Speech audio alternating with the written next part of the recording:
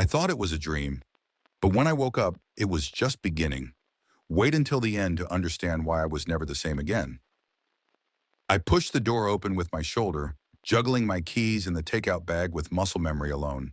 The deadbolt clicked back into place behind me, and I froze. Something felt wrong. Not in any obvious way. The lights were low like usual, and the TV buzzed faintly from the living room. But the air was heavy, and not just with silence. There was cologne hanging in it, thick and sharp, not mine.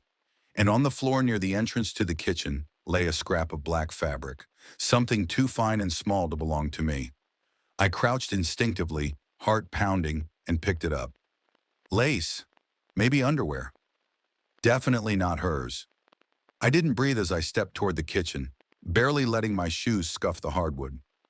I rounded the corner, and there she was, Marissa, perched on a bar stool with a wine glass in her hand, legs crossed, grinning at a man standing far too close behind her. His hands were underneath her shirt, and not hesitating. I almost didn't recognize the sound at first. Laughter. Her laughter. Then came the words that stopped me mid-step. "Are you sure he suspects nothing?" the man asked in a voice too casual for the moment. Her reply burned itself into my bones. "He's an idiot. He believes everything I say." That was the moment everything inside me wanted to erupt. I had my hand around the thick stem of the crystal vase sitting on the side table. I lifted it halfway off the surface. I was one breath away from doing something I'd regret forever, but something pulled me back. Not mercy, not fear, just instinct. I stepped back into the hallway shadows, lowering the vase as my grip trembled. My pulse thudded in my ears louder than anything else. I turned and left, closing the door silently behind me. Outside, the night was still. I slid into the driver's seat, unable to focus on the key, the road, or even the thought of what I'd seen. I just stared for what felt like an hour. The engine finally came alive under my hand, but I didn't head to my parents' or crash at a friend's. I drove across the city, past familiar streets and familiar lies, until I reached the old industrial lot where my grandfather's warehouse still stood, forgotten but locked up like a time capsule. Inside, it smelled like dust and motor oil. I flipped the breaker, letting dim yellow bulbs flicker to life. My feet led me to the back office, where old filing cabinets and stacks of worn boxes stood untouched for years. It didn't take long to find what I needed: a leather notebook bound with a broken elastic strap and a photo album that smelled like the 90s. As I flipped through the brittle pages, my fingers stopped on a face I hadn't seen in nearly 2 decades. Him, a younger version, but the same cocky smile. A note beneath the photo read, "With David, Uncle Yakov's nephew, 2005. My stomach twisted. This wasn't a stranger. This was someone who used to visit us when I was a teenager. Someone who crashed a few family barbecues, smiled at my mother's cooking, and once gave me a fake ID when I was 17. I hadn't seen him in years, so why the hell was he with my wife? Back then, he'd always been smooth, too smooth. I remembered him making jokes at my expense, brushing it off as just teasing. He'd vanished eventually, moved away, or so I thought, and now here he was, whispering behind my back, hands all over my wife, acting like the king of my kitchen. The photo burned in my hand as I stared at it, mind racing. This wasn't just some random affair. This was betrayal with history, old bloodlines, old debts. I drove home before dawn, after spending the rest of the night in that freezing warehouse with nothing but silence and ghosts for company. By then my head was clear. Rage had given way to something colder, something patient. I knew I couldn't confront her yet, not without knowing more. When I walked back through the front door, she was bustling around the hallway like nothing had happened, helping our kids into coats, packing lunches, brushing off crumbs. She looked at me like she hadn't just sold me out to a family snake. "Where were you?" she asked, feigning concern, as if last night had never happened. "Work," I said, smiling faintly, and kissed our daughter on the forehead. I went into the bathroom and scanned every shelf, every drawer. Under the sink, tucked behind a dusty first aid kit, I found what I was looking for: a second toothbrush. Not mine, and a bottle of expensive cologne I didn't use. I took photos of everything with my phone. Steady hands, no panic. Later that day, when she left her phone unattended to check the stove, I picked it up. The password? Our son's birthday. Of course. She never was that clever. I read through it all in a rush. Text between her and David, sickening pet names, comments about how she wished things could move faster. Then came the banking messages, transfer requests, drafts. One of them stopped me dead. David had written, "Don't forget he needs to sign the insurance papers himself." So that's what it was. They weren't just screwing behind my back. They were planning to gut me financially, bleed me dry, and maybe worse. I stepped back into the hallway where she stood, bent down to tie our son's shoes. My voice was steady. "By the way," I said, "I booked a family photo shoot tomorrow. Just something for the memories." She blinked, surprised. "Really? That's sweet." I smiled. She didn't know I was already setting the stage, and she sure as hell didn't know that this time I'd be the one playing her for a fool. The photo studio was colder than I expected, not in temperature, but in feeling. It had those spotless white walls, hollow acoustics, and the smell of makeup and stage smiles. The photographer was someone I'd hired deliberately, the best in town, not for his portfolio, but for his discretion. He didn't know the full story, but I told him this was a sentimental session, important to me. He didn't ask more. He didn't need to. Marissa arrived looking like nothing had changed. She wore her favorite green blouse, the one she always said brought out her eyes, and coordinated the kids' outfits down to the shoes. Picture perfect mother. Loving wife. I could almost laugh. I told her it was a spontaneous idea, something I'd read about, the importance of preserving little moments. "They grow so fast," I said, and she believed me. Of course she did. After all, I was the idiot who believed everything. We took the usual poses, the four of us side by side, then just the kids, then me with them, then her. All while she smiled with mechanical sweetness, completely unaware of the trap tightening around her. Then as the photographer changed lenses, I stepped behind her, resting my hand lightly on her back. "Smile," I whispered. She did. I leaned in, my voice just above breath. "I know about David." Her spine stiffened. The corners of her mouth faltered, but she recovered just in time for the shutter click. Her eyes didn't.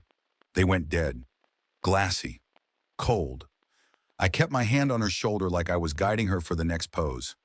"And I know who he is," I added, letting the words seep into her like poison.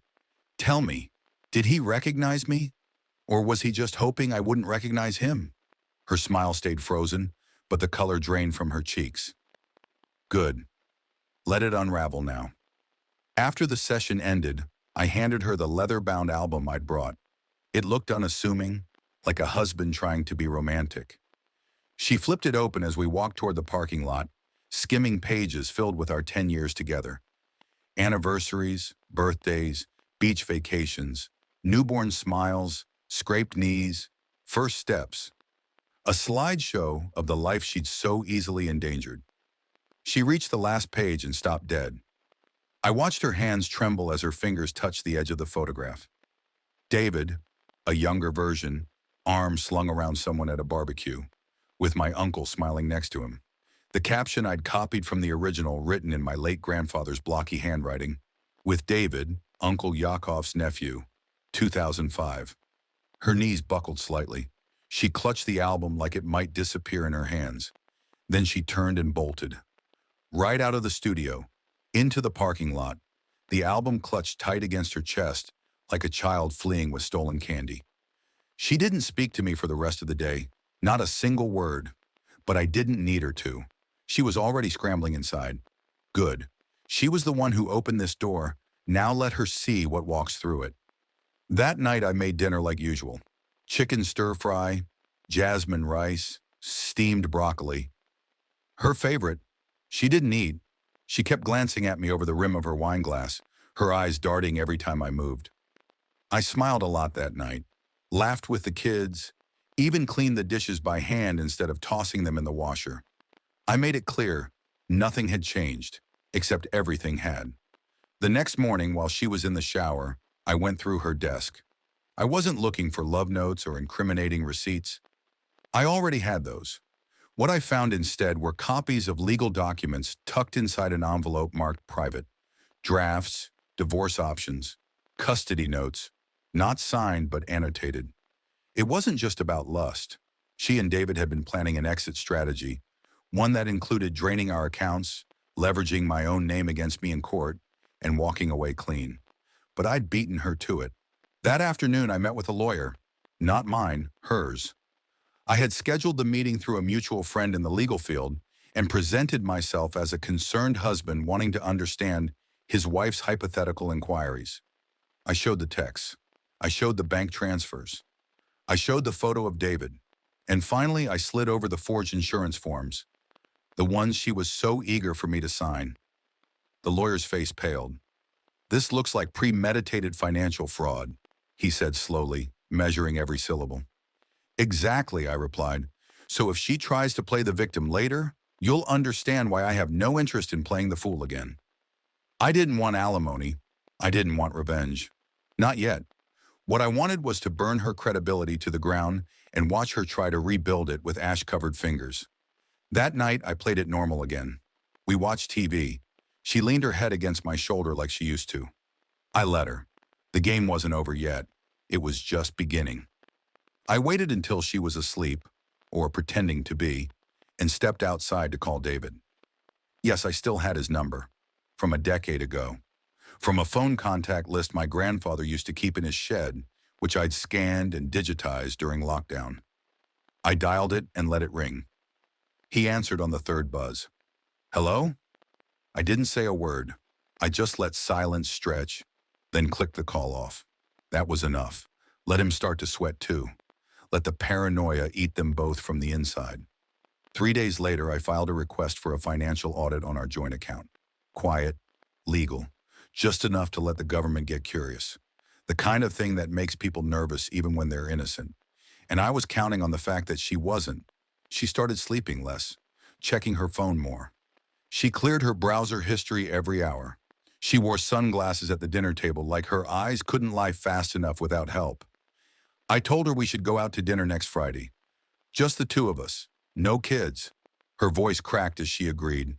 She didn't know it would be the last meal we'd ever share as husband and wife. Friday came with a chill in the air, the kind that bit through my jacket and down to the bones. I wore my dark gray shirt, the one she always said made me look sharp, and let her believe we were playing the old game again. That we were healing, reconnecting, rekindling. She even wore perfume for the first time in weeks. Not the one David liked, I noticed. The one I bought her last Christmas, still half full. We left the kids with my sister and headed downtown to a quiet bistro nestled between bookstores and boutique shops. It was the kind of place that tried to dim the lights enough to hide secrets. I'd made a reservation by email under a fake name, just in case she ever decided to dig. I didn't want her to know where the night was headed. We made small talk. She laughed too loudly at my jokes, then asked if I remembered our honeymoon. I nodded, smiling like I hadn't been reading her encrypted text with David just an hour earlier. She'd gotten sloppy, reused a passcode, forgot to disable backup sync. Her cloud account was a goldmine. Messages, images, even a voice memo she'd recorded but never sent. Probably meant for him. She called me deadweight. Good for appearances, but not for the long run. I'd listened to it 3 times before dinner. Each time I hated her voice a little more. When dessert arrived, I asked for 2 espressos, then placed a small photo album on the table. Her eyes locked onto it like it was ticking. "What's this?" she asked, her voice already strained. "Just memories," I replied. She opened it slowly. The first pages were innocent enough. A few extra shots from the family session, some candids from last Christmas. Then came a photo she'd never seen before. Her and David outside a hotel in Santa Monica, her hand halfway inside his back pocket. I had another of them kissing near the valet stand, time-stamped. She flipped the page fast, like that could undo it. "I hired someone," I said calmly. "Don't worry, he's discreet." Marissa stared at me, color draining. Her lips parted, but nothing came out. I went on, my voice flat. "And I know about the money, the insurance scam, the forged signature, the fake notary stamp. You and David weren't just careless. You were criminal." She whispered something. It might have been my name. I didn't care. You're not going to jail, I added before she could spiral. You're going to surrender your share of the joint account and file for a no-contest divorce. You'll sign over the house. You'll keep your mouth shut, and in return, I don't make this a police matter. Her hands trembled so hard the pages rustled like dead leaves in wind. You can't just, I can, I cut in, and I will. I leaned forward then, just enough to see her pupils dilate. You once said I was an idiot who believed everything. That was your mistake. You taught me to pay attention. We didn't finish dessert. She didn't cry. Not yet. Not there. But she looked like someone had just pulled her skeleton out through her skin. She barely spoke on the way back. I parked the car, killed the engine, and turned to her just as she reached for the door handle. I know about the fake job offers too. The hotel receipts under your sister's name, the burner phone hidden in your office ceiling tile. Her mouth opened again, but I wasn't done. And I know you sent him money through PayPal under a fake business name. I traced it. Every cent. You're lucky I'm not vindictive. Her hand dropped from the door. Yet. She left the car without another word. I didn't follow. That weekend I moved out. Not to a hotel, not to my parents. I moved into a furnished loft I'd quietly rented under a Shell LLC 3 weeks earlier. I'd paid 6 months up front, no names. She couldn't find me if she tried. I told the kids I was working on a big project. Something important. Something secret. They believed me. They always had. God, that hurt more than everything else. How easily they smiled when I said I'd be back soon. How they didn't know they were walking through the fallout of their mother's betrayal. I let Marissa spiral.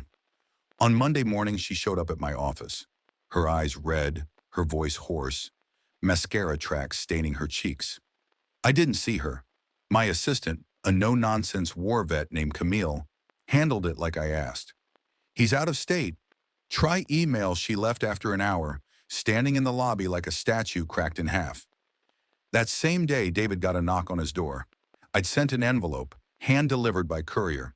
Inside, copies of the text messages, the bank transfers, and one particularly damning email where he discussed cleaning out the account if I got hit by a car. The note I'd added was short. Your insurance policy was ambitious. Shame I outlived it. He quit his job that week. The HR department received an anonymous tip about questionable ethics and fraudulent collaboration on private insurance policies. His record wasn't wiped. It was lit up like a Christmas tree. Marissa started calling again. I didn't block her. I let the voicemails pile up. I wanted to hear her unravel.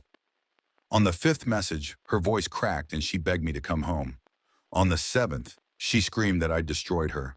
By the 9th, she was crying like a child and swearing she'd give me everything if I just didn't take the kids. But I hadn't filed for custody yet. I hadn't touched the court system at all. Not yet. I was still letting her sweat. Still letting her feel what it's like to watch everything slip through your fingers. Because betrayal doesn't just happen in the act. It happens in the silence that follows. The silence of someone who finally sees you for what you really are and turns away without raising his voice. Exactly 31 days after I walked out of our house, I stood in a courtroom, watching her squirm in the witness seat. Marissa looked like a ghost of herself. No makeup, hollow eyes, clothes that hung like apology. The judge was reading through the pre-negotiated divorce agreement, his voice low and even, as if this was just another Tuesday morning. But to me, it was the conclusion of a storm I'd been driving toward with both hands on the wheel. Her lawyer tried to speak once, something about assets, custody, visitation, but the judge shut it down. The documents were signed, the financial trail too clear, the fraud too documented. Marissa had already agreed, with trembling hands and a desperate signature. She was lucky she wasn't facing criminal charges. I made sure the terms were airtight. She walked away with limited visitation rights, a minimal monthly allowance, and nothing else. The kids would stay with me, full custody. David didn't even show up. He was already halfway across the state, unemployed, and dodging questions about financial misconduct at his last company. I'd made sure of that. He wasn't just out of my life. He was radioactive. Anyone who searched his name now found not just his mugshot from a drunken disorderly a few years back, but a detailed report about the insurance scam he almost pulled. I'd written it myself, sent it anonymously to every recruiter in his field. I didn't need to see him behind bars. I just needed him forgotten. After the judge read the ruling, I didn't look at Marissa. I didn't acknowledge her at all. I stood, nodded to the court, and left without saying a word. Outside the courthouse, the air felt strange, lighter. Like I'd finally set something down I hadn't realized I was carrying for years. I didn't go straight home. I drove to the new apartment, not the loft I'd been using as my bunker, but the high-rise I'd purchased just 2 weeks ago, fully furnished, with a view of the city and a second bedroom already filled with toys and a desk for the kids. The kind of place where life moves forward, not backward. Waiting for me in the lobby was someone I hadn't introduced to anyone just yet. Her name was Natalie. She was a kindergarten teacher. Honest smile, sharp wit, a heart so big I wondered how she fitted inside her frame. We hadn't been dating long, but long enough. Long enough for her to know the whole story. Long enough to trust me. She never asked questions about Marissa. She didn't need to. She looked at the man I had become and decided that was enough. That same afternoon, I picked up the kids from school. When Marissa saw me standing beside Natalie at the gate, her expression collapsed. I saw her freeze behind the crowd of parents, sunglasses hiding nothing. She didn't come forward. She didn't wave. She just stood there, invisible, watching me hug our kids and walk away. Over the following weeks, I made sure she saw everything. Not out of cruelty, out of justice. I'd bought a new unit in the same complex where she was renting after the divorce. Every morning she saw our children laughing as they left with me and Natalie. Lunchboxes swinging, backpacks bouncing, their little voices echoing down the stairwell. She saw what she gave up. She saw what she would never have again. One morning, as I was buttoning my shirt in the building entrance, Marissa finally approached. Her voice was quiet, fractured. "When does this end?" I looked at her. Really looked. No hate, no rage. Just a kind of detached clarity. "It doesn't," I said, adjusting my tie. "You said I was an idiot who believed everything. Now I believe you deserve exactly this." She didn't respond. Her mouth moved, but no sound came out. I left her standing there, her shadow stretching across the concrete like it wanted to follow me but couldn't keep up. Later that night, I opened a new photo album on the table. The first pages were full already. Pictures from the new apartment, park trips, movie nights, Sunday pancakes with the kids. There was one of Natalie helping them with their school projects, laughing while glue stuck to her sleeve. On the last page was an empty frame. I left it blank on purpose, a placeholder, not for what was lost, but for what comes next. That's all for now, folks. Thank you for being with me today and listened. And if you liked my story, please subscribe, hit the like button, and comment below what you think about all this and what would you do if you were me. Also, don't forget to check my other stories in description below.